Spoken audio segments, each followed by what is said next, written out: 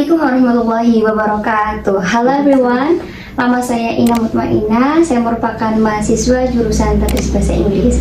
Nah, kali ini saya akan membahas kehidupan yang memang dekat dengan kita ya, terutama mahasiswa seperti saya. Tidak lain dan tidak bukan adalah kos.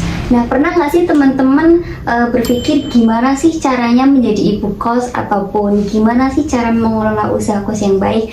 Nah, di video kali ini saya akan mewawancarai ibu muda sekaligus ibu yang sudah saya anggap sukses dalam mengelola usaha kos. Langsung saja kita sapa narasumbernya. Halo Ibu. Ya, halo Mbak Ina. Ya. Selamat pagi. Pagi, mungkin bisa perkenalkan diri Bu. Ya, Assalamualaikum warahmatullahi wabarakatuh. Assalamualaikum warahmatullahi wabarakatuh. Perkenalkan, nama saya Ibu Helmi Nuria. Kata Mbak Ina sih pembisnis kos. Iya, ini ibu yang menjadi inspirasi untuk saya teman-teman. Oke, kita langsung lanjut ke pertanyaan pertama ya Ibu. Oh, langsung pertanyaan. Ya, oke. Gimana Mbak? Sejak kapan sih Ibu mulai menjalankan usaha kos ini? Kalau usaha kos ini sih sebenarnya belum lama ya. Mulai tahun 2024 lah bangunan kos baru itu baru jadi sekitar pas banget ngepasin mahasiswa baru maba ya. Itu 2024 sekitar bulan Agustus sudah bisa ditempatin. 2024 berarti jalan 2 tahun ya sampai sekarang ya. Sebenarnya sih itu bukan usaha pertama ibu. Kalau dulu pernah ibu itu habis keluar dari perusahaan finance di Purwokerto, terus ibu usaha karena dari kecil backgroundnya dari keluarga itu toko sepeda, ya. Jadi ibu buka toko sepeda itu nyewa sebuah kios gitu kan. Udah gitu nyewa karyawan, ada karyawan kan karena ada bengkelnya juga gitu. Terus kemudian karena udah sewa gitu karena dipikir kok kayaknya rugi amat ya kalau cuma dipakai pagi gitu kan. Terus jadinya ibu juga sorenya ibu buka ayam goreng ayam bakar tuh. Iya, jadi kalau pagi itu buat bisnis sepeda, toko sepeda sama bengkel kan tutup jam 4, nanti buka lagi sore tuh buat ayam goreng ayam bakar mulai jam 5 sampai jam 12 malam. Kita karyawan lah. Terus kemudian berkembang, ibu juga punya banyak cabang tuh. Untuk ayam goreng ayam bakarnya cuma terima nasi pok gitu, sampai pesanan sekolah-sekolah sampai 1000 pok kayak gitu. Lumayan punya cabang sekitar 3. Wow, ini memang sudah tapi itu bisnis ya teman-teman. Iya, tapi ternyata setelah jalan ya udah lama itu sekitar 8 tahunan lah. Tapi ternyata ada kendala tuh Di tempat makannya? Enggak juga sih itu. Kalau tempat makan usaha sih alhamdulillah ya lancar, rame gitu. Ya untung lah gitu. Cuman ternyata ada kondisi dari keluarga, ternyata anak itu kemudian sakit hernia si kecil baru 2 tahun. Karena itu jadi karena dari orang tua memberikan masukan, udah kamu stop aja, berhenti ngurus anak saja. Akhirnya kita tutup semua tuh closing semua. Kalau boleh tahu dulu tempat makannya namanya apa Ibu? Ayam goreng bakar tak kuat. Ayam goreng bakar. Iya. Sistemnya sih tadinya ngemper, tapi lama-kelamaan juga waktu buka cabang buka yang nyediain tempat gitu. Tapi ternyata sebenarnya malah bagus yang prospeknya bagus yang ngemper-ngemper itu. Iya, betul. Profitnya lebih banyak. Iya. Nah, karena itu udah tutup, terus kemudian ibu berhenti tuh kan ngurus anak. Alhamdulillah anak udah sehat. 5 tahun kemudian lah mau ngapain ya gitu, mau ngawalin lagi bisnis itu kok kayaknya mulai dari awal lagi kayaknya agak maksudnya dari waktu apa juga dulu kan kami sibuk banget ya, pagi-pagi udah mikir harus belanja ini itu ngurus ini. Karyawan sih memang ada 11 dulu. Cuman kan kayaknya repot gitu. Kemudian ada tanah kan, punya tanah gitu. Terus perkembangan sekarang bagus banget nih kayaknya permintaan untuk tempat tinggal mahasiswa. Karena kan UIN sendiri ya, dekat UIN, ada Amikom gitu, Unsur juga nggak jauh. Dan UIN itu perkembangannya pesat banget itu. Mengenai jurusannya juga kan perkembangan kan jadi banyak banget mahasiswa ya. Ya jadi kami mikirin ya udahlah buka usaha kos-kosan gitu. Dan kayaknya pengelolanya pun nggak terlalu ribet, makan waktu gitu. Jadi awal mulanya di situ. Panjang banget ya Mbak ya ceritanya, maaf nih. Ditanyanya sedikit aja. Berarti itu sebelumnya itu tanahnya emang sudah punya ibu ya Ibu? Iya. Jadi itu sebelumnya itu kami udah memiliki sebelum waktu kita buka usaha juga udah punya sih. Oh, jadi tinggal dibangun aja gitu. Iya betul, lihat peluang gitulah, kayaknya kok tambah rame gitu. Oh iya, sekarang kalau boleh tahu kamarnya di berapa Ibu? Ada berapa kamar di kos? Kemarin kita sih nggak langsung, itu kan waktu pertama bangun konsepnya udah ada 17 kamar gitu. Cuman 17. karena melihat biaya kemarin kita baru nyelesainnya berarti 13 kamar dulu. Oke, 13. Karena setelah ada uang lagi kita baru penyelesaian nih. On proses ya sekarang berarti? Iya betul Seperti gitu. itu teman-teman, Ya. sangat menginspirasi sekali ya. Oke, kemudian tantangan terbesar nih yang pernah Ibu alami selama menghadapi bisnis ini tuh, bisnis kos ya, itu gimana Ibu? Apa tantangan yang terbesar?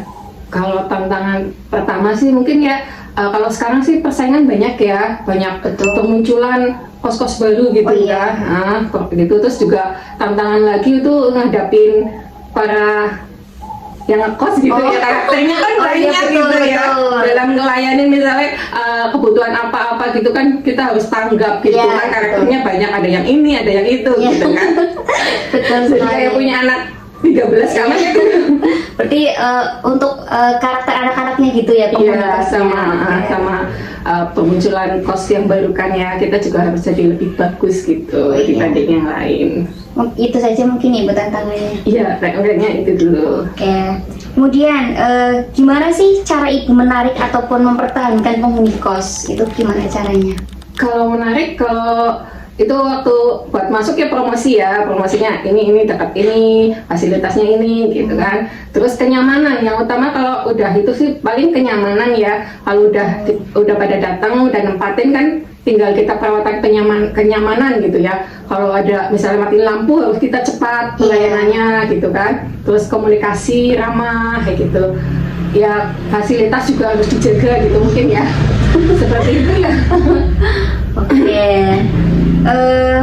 Kalau misalnya ada anak yang mau keluar, itu Ibu tahan atau dipertahanin aja nih Ibu? Keluar masih izin itu Iya, dari enggak awal. maksudnya keluar kos. Oh, enggak sih, enggak. Maksudnya kalau kita udah dari awal udah udah konfirmasi kalau Mbak mau keluar boleh saja, karena kita udah menyadari kalau bisnis kayak gini kan pasti keluar masuk itu hal yang wajar gitu. Betul, Kita nggak boleh jadi beban gitu ya. Kita harus sudah sadar gitu, dan itu malah lebih bagus, lebih enak. Mohon silahkan kalau mau keluar beritahukan kami jauh-jauh hari gitu ya, nggak apa-apa. Soalnya nanti jadi kalau ada orang yang nanya info kos kan bisa kita oh ada yang kosongin nanti gitu. Kalau dadakan kan mungkin itu. Jadi kita nggak nahan, soalnya kayak gitu udah hal wajar menurut saya. Kadang juga kan orang penghuni kan ada banyak macam karakternya, kadang setahun kepengen nyari tempat yang baru, pengen refresh atau gimana. Kita harus sadarin itu sih, dan alhamdulillah setiap kali udah ada yang keluar pasti ada yang masuk lagi. Paling gitu triknya, kalau itu keluar boleh tapi kasih tahu sebelumnya lah biar kita ancam kalau ada yang masuk lagi. gitu. Oh, gitu. Oke. Nah, untuk strategi Ibu sendiri dalam mengelola keuangan kos itu seperti apa Ibu? Kalau keuangan itu ya palingan ada pemisahan ya, uang pribadi sama uang itu ya, dan ada pencatatan, dan yang terpenting itu harus menyisihkan untuk biaya untuk perawatan. Jadi Perawatan apa nih? Ya perawatan kos ya, misalnya kan lampu gitu kan, kadang kan ada masa pakainya tuh kan. Betul. Kalau kita kan nggak mungkin dong ngambil itu, jadi kita kalau udah ada uang buat yang perawatan gitu kan tinggal ngambil uang perawatan buat beli ini, buat beli itu yang kekurangan, misalnya nanti pas baruan cat nanti gitu kan. Oh, maksudnya ke biaya yang tidak terduga kali ya? Iya, tapi itu pasti itu biaya perawatan kan pasti itu bukan tidak terduga, itu pasti ganti lampu pasti perawatan sanyo kan pasti gitu kan nanti gitu, dan kan nanti mungkin kalau cat udah usang ada perawatan lagi gitu kan, itu harus kita pisahkan, jadi nanti nggak bingung lagi gitu. Oh, seperti itu Ibu ya? Iya, betul. Just banget teman-teman. Makasih. Nah, kemudian kunci utama supaya bisnis itu bisa bertahan itu gimana menurut Ibu? Kalau kunci utamanya fokus ya, sama harus telaten gitu ya. Maksudnya terutama kalau berdagang sih memang harus telaten banget gitu ya, fokus. Dan ini sih kalau kunci utama untuk bisnis kos-kosan yang paling harus mengutamakan pelayanan, harus benar-benar dijaga, terutama kenyamanan gitu sih. Iya Mbak Ina gitu. Nah, terakhir nih Bu, saya kan anak muda ya. Nah, Iya. saran ibu untuk anak muda seperti saya yang mungkin ingin memulai bisnis sendiri tuh apa ibu sarannya? Sarannya harus pintar baca peluang. Jadi kalau kita tinggal di mana nih, kita harus cari peluangnya dulu, dilihat dulu tuh apa sih? Oh ini rame kos apa mahasiswa, apa yang dibutuhkan sih? Oh mungkin makanan itu tiap hari kan pasti butuh. Mungkin kita bisa buka ini. Oh tempat tinggal, berarti kos-kosan. Kita harus Iya. bisa baca peluang dan action. Harus langsung action. Kalau ntar perencanaan terlalu lama, nggak jadi-jadi mbak. Oh. Iya itu Oh, iya, penting. Jadi harus wajib langsung action dan nanti di situ kan kita belajar.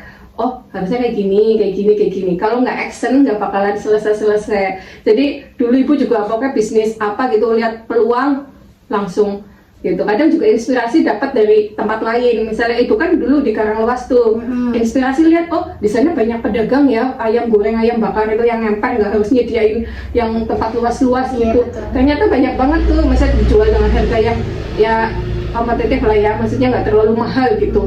Ternyata kalau memang harganya nggak terlalu mahal, tapi kan kalau misalnya keuntungan misalnya agak sedikit lebih tipis daripada yang yang tempatnya makan gede gitu, tapi kan dikalikan berapa pieces misalnya Iya, lebih unitnya kan untungnya juga lumayan gitu. Tadi kita lihat di sini di daerah kita di sini, oh ternyata di sini belum ada, wah bagus juga nih di tempat diterapin. Jadi dulu ibu kayak gitu, jadi ada ngelihat peluang di tempat lain diterapkan di daerah sendiri. Oh, Gitu. berarti intinya untuk anak muda seperti kita itu harus bisa membaca peluang gitu ya. Ibu? Iya, dan harus tetap action ya, Oke. pantang menyerah. Nah gitu teman-teman. Nah terakhir banget nih Bu, kenapa ibu memilih nama kosnya itu ibu sendiri, nama ibu sendiri? Oh, Biasanya kan ada yang kos berkah ataupun kos amanah. Nah kenapa ibu bisa memilih nama kosnya itu nama kos ibu sendiri? itu sebenarnya nggak luput dari bapak kos sih. Oh. Ini dulu kan aku bikin toko sepeda Ya. Kuat Jaya gitu. Oh. Kan nama bapak suami gitu. Terus bikin ayam juga ayam goreng bakar Papua. Terus dibikin cabang ada nama anak Inas Chicken gitu Oh. kan. Nama anak saya Inas. Terus kemudian ini bapak kos kan bikin kos-kosan. Tahu-tahu dia majang di Google Map langsung Helmi Kos Wah. belum ada namanya gitu. Oh. Ibu belum pernah dipakai namanya gitu buat Oh. usaha gitu. Kalau bapak udah pernah dipakai gitu. Iya. Gitu deh Mungkin ceritanya. biar selalu ingat istri kali ya. Alhamdulillah. Oke, seperti itu teman-teman. Terima kasih untuk Ibu Helmi yang sudah menjawab pertanyaan saya mengenai bagaimana cara usaha ataupun bagaimana cara mengelola usaha kos. Mungkin seperti itu teman-teman. Nah, saran dari Ibu tadi untuk anak-anak seperti kita itu harus bisa membaca peluang ya. Mungkin Iya, cukup betul. itu saja Ibu dari saya. Mohon maaf Iya. apabila banyak salah dan terima Iya, kasih atas sama-sama, waktunya. iya. Dan untuk teman-teman sampai jumpa di video saya berikutnya. Wassalamualaikum warahmatullahi wabarakatuh. Waalaikumsalam warahmatullahi wabarakatuh.